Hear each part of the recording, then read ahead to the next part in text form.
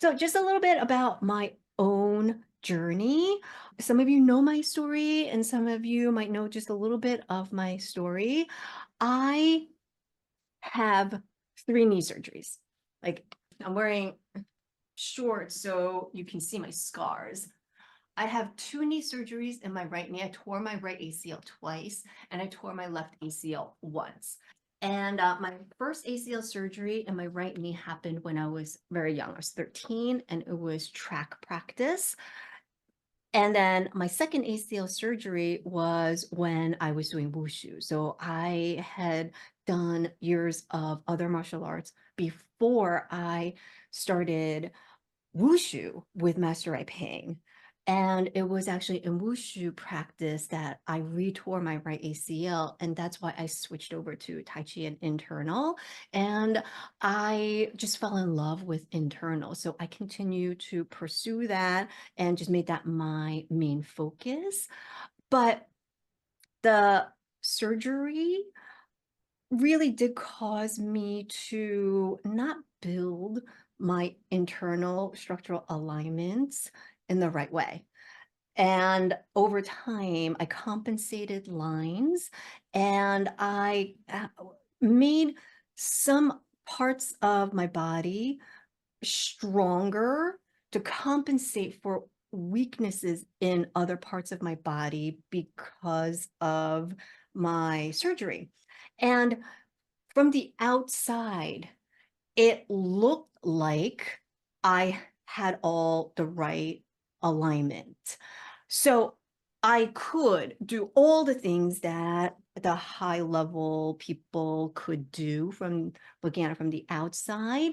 I even won the 2006 US National Female Forums Championships with the US Wushu Union. I actually didn't develop the correct internal alignment and structure. And I knew this because my push hands sucked. My push hands just was not good because my base structure just kept collapsing because my knees couldn't really support the weight of the pressure. And I didn't really have the right roots because the lines weren't strong, and I didn't know why. So 3 ACL surgeries in my knees. But when you're an athlete, you are able to compensate for these things. And all athletes do. Every athlete has some sort of injury. I don't know a single high level athlete who doesn't have some sort of injury. So you compensate other lines. And even, after recovery, all of that, I could fully go down into snake creeps down. I could do, high kicks, but the lines actually weren't correct. And what needed to be strong actually wasn't developed. And I really felt this when my structure just kept breaking down when I was getting pressure tested. And I thought that that was just how it was going to be. Like, I thought I reached the limit of what I could do with my structure. I didn't think I could actually fix these weaknesses and these lines. And I thought I hit my ceiling, and I was okay with that, right? Because it was enough for me to be able to do what I was doing. And then I connected with Damian Neve, who actually introduced me to so much more about body mechanics. And it felt like for the first time, like I could like the experience these past 6 months has been like he's lifted up the engine, like the hood of the engine, and has explained to me how all these parts of the engine work. Where before I was just driving the car and I kind of knew a little bit about how the car drove, but I had no idea how this car is actually built and how it operates and what connects to what and where everything connects. So for the last 6 months, that's basically what we've been working on, where I'm now understanding why I could do this thing well, but not this thing well. And we've been reworking all the gears. Like it really felt like we've taken out all the gears, polished it up, like tuned it and put it back in so that it all works better. And the reason why Damien is able to do this is because his background is so unique. He is able to see things in very multi-dimensional ways that is rare in the Tai Chi world and in the martial arts world because he's a martial arts expert and a Tai Chi expert. So hard style as well as Tai Chi, and he was a street fighter. So he used all of his different techniques in fighting. He was a bouncer in a nightclub, and that's where you actually can't make a scene. If you have an unruly patron, you have to very quietly get them out of the venue. You can't make a scene. It can't seem like there's a fight going on. And he used Tai Chi for that. So he understands what works for Tai Chi from a power dynamic. And he was also a master trainer at Equinox Gyms, which is an elite gym in New York at their flagship location. And he was one of their top trainers. So he went to school for personal training and understands how body mechanics work. So being able to see things from those different angles, at least for me, has made me, it uses language in a way that I understand. So one of the things that I feel with Tai Chi training, it's a black box that is very hard for us to understand exactly what is supposed to work, what fires up, what controls what to make everything work. And I'm Chinese, but I I'm actually American. I'm culturally, and my heritage is Chinese, but I think in English. My cultural upbringing is American. When you explain anatomy to me using Chinese words and Chinese terms, they don't really make sense to me. Right? Like I need to understand in language that I can really relate to in my body. So one of the problems I find with traditional masters in their explanations of mechanics is I don't really understand what we're talking about. So now I'm trying to kind of guess what that's supposed to mean with my own body. And then the other thing, which I've made this conscious effort now, is masters don't show their lines. They're covered up in loose clothing, and you have no idea what the alignment is underneath. So you're kind of guessing. You're seeing a head, you're seeing hands, you're seeing feet, and you're just kind of guessing what these lines are in between. And then we adopt that approach with loose clothing, and we don't see our own lines either. And being able to see your alignments is super important in the whole mechanics. So like all of these things like kind of put together, I think has made Tai Chi difficult to learn from the body mechanics standpoint. And what I found with my students and the community is we know there's a weakness somewhere because we're wobbling at some point. There's a point where in the transition, we're not stable. And we know there's some sort of weakness. And now we're off going outside of the Tai Chi world to try to improve our strength and conditioning to make our Tai Chi better. But we're going outside the Tai Chi world. So we're doing things that may not actually make our Tai Chi better. It's like there's a disconnect between the strength and conditioning program that we're doing to make our Tai Chi better and what you really need to do to actually make your Tai Chi better. So for the last 6 months, this is what Damian and I have been working on is looking at myself, what I need, because my right knee, like I haven't really shared just how bad my right knee got. My right knee was twice this size about 6 months ago. So swollen. There was so much that I really couldn't do in my own personal practice anymore because I was afraid. I wanted to preserve the life of my knees, and so there were things that I couldn't really do because I wanted to save my knees. So I would do things for demonstrations. My performances, I would do all of that, but in my own training, I couldn't because it was hurting my knees. There's some very advanced level forms that I couldn't practice because they were hurting my knees so much. And Damian was able to identify exactly why.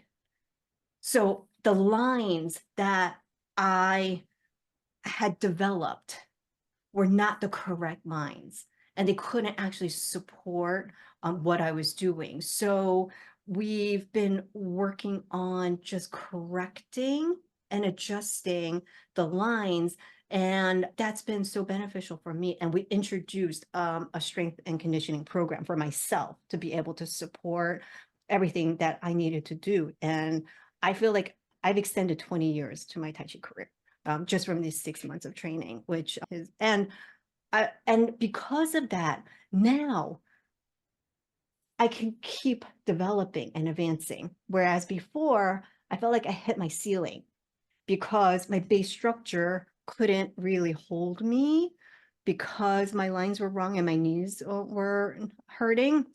Now we fixed my base structure. So now my level can advance. Your upper body connects to your lower body from many different lines. There are many different lines that run through the body, and they all connect. The problem with wearing shoes, and especially with the orthotics and the arch supports, is it winds up forcing your feet to the outside line. If the weight is inside the middle toe to the big toe line, you're on the inside line. Right? The problem with custom orthotics is it forces you to the outside line. Your arches lift up and you're on the outside line. So with Tai Chi, we actually want to like relax and flatten to that inside line. And it's like everything that custom orthotics prevents you from being able to do.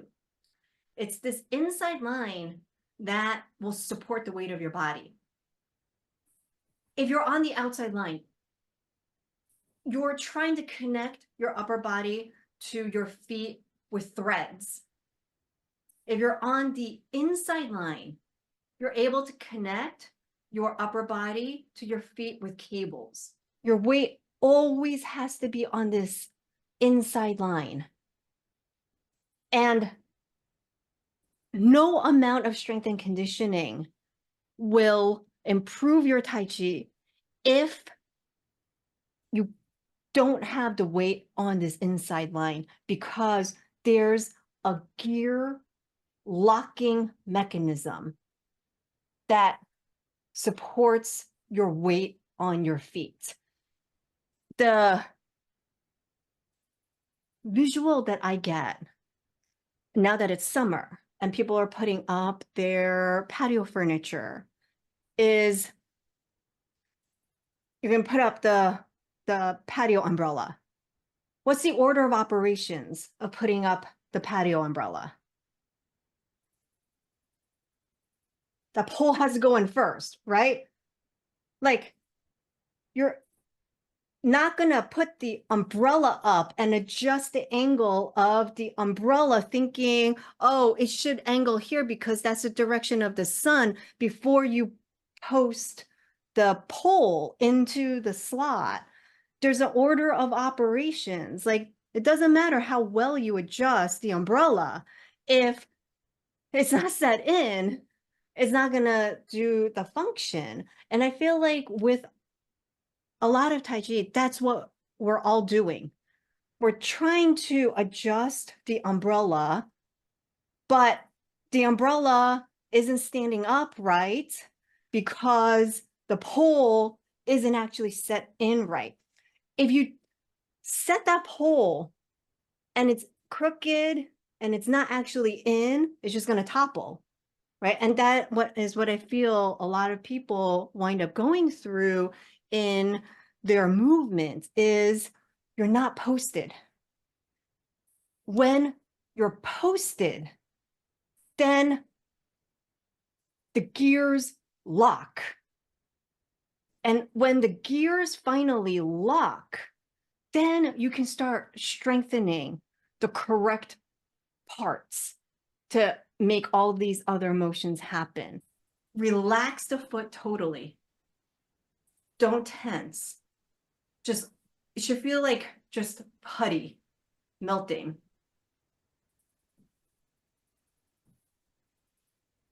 And then that feels like it's like kind of kneading dough. It's like that kind of feel. The knee over the toes, knee over the toes. You never want the knees to totally cover up the toes. Like, there should always be a little halo of toes around the knees. And then this is really, really important. Here is, if I had an arrow strip that goes from my hip down the front of my thigh, and there's an arrow at my knee, it should point to my toes. It should be a straight line that points to my toes. Most people, the hips are out here. So this is so crucial to the strength and conditioning program, and why understanding pillars are so important. So I was saying that we use these tools in my training. I have panels. So how am I able to train so effectively with Damian online? We use these tools. I have these vertical panels here that show straight vertical lines. We can see, is my hip lined up under my shoulder, or is my hip out? So getting the hip corkscrewed under so that it lines up totally underneath the shoulder while you're in the inside line. This is now the post. It's like the foot, the ankle gear is locked into place because you're now on the inside line. It's not moving. The ankle gear is locked. Your knee is bent, pelvis is relaxed. The knee just sets in. The hip is in position because now it's in line and it's locked.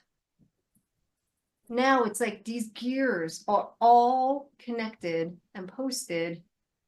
Now the umbrella hole is set.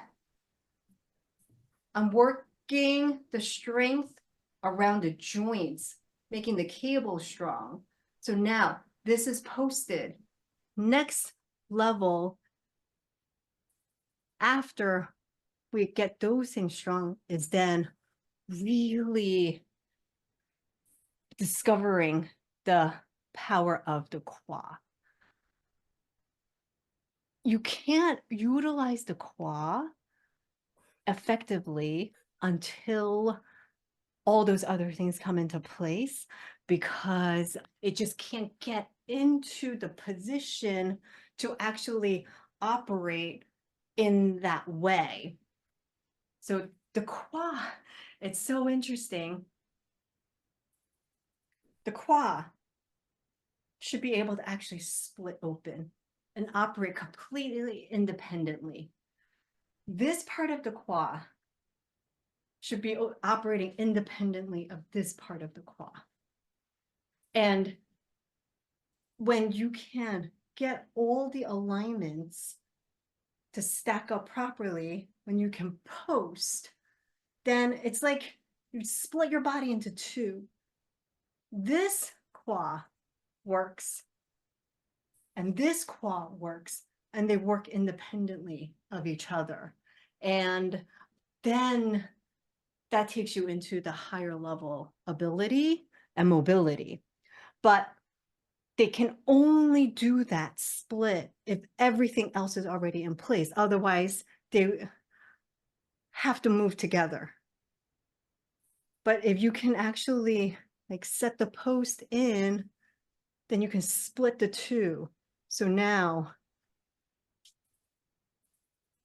like this can work separately from this, and then you can get a stability because these are actually operating separately from each other. But if you can't split it and work it separately, they're going to pull on each other, and that's going to throw off your balance. Like these are the things that like I feel is totally missing in Tai Chi training. Right. And like that's what like Damian has kind of like helped fill the holes for me, at least. Damian doesn't teach beginners. Like he teaches high level people who are already experts. That's who he likes to teach to. And but the information I think is so valuable. I think it's like so missing because so many people are looking for this understanding. And I like teaching beginners. That's something that I really enjoy to get people. So like I made a video maybe like, is it 2 years ago now, where I made an analogy that like in the Tai Chi community, I feel like we need to team up for like a relay race where we can like hand off the baton to other instructors. And so it's not like everyone is trying to train up from beginners all the way to experts. Just like, your college level professors may not be the best people to teach elementary, like elementary school, right? Like we kind of are expecting the high level instructors to and the people who are teaching beginners to all kind of teach all the same. And I don't think that's the most effective. So Damian and I are going to team up where I'm going to take these concepts and introduce them to people, and then as they get better at them, then they can go to him for like higher level training. Actually, we're gonna do the first part of a detail workshop. We're gonna do June 9th and June 23rd. It's in person and online, where I'm leading something in the school. He's going to join in online, and people can also tune in online. And we're going to go over, things that are the most common problems, and to like really deep dive into some of the details. I introduced some of these things, and we're going to go like a lot deeper.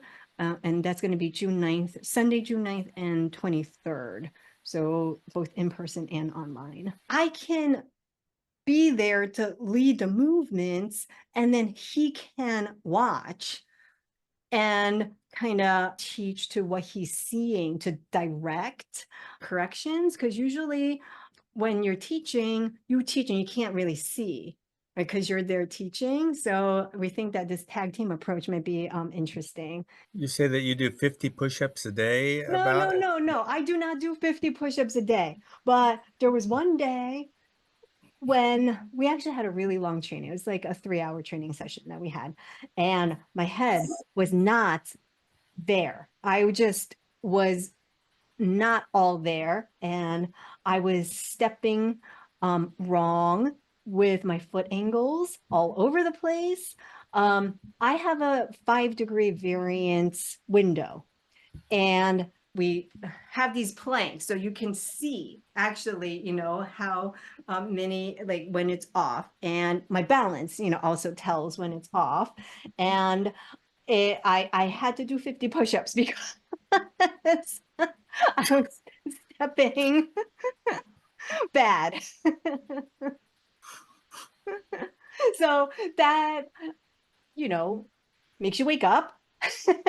And it also did, I was also kind of slacking in my push-ups that week. So it also just gave me some additional push-ups to do. It's made me understand the value of having a trainer and a coach. Tai Chi has kind of veered a little bit, I mean, not a little bit, a lot away from fitness. And, I really shouldn't. Even, the best people still need trainers and coaches. So, working with Damian as a trainer and a coach has been enormously helpful for me personally.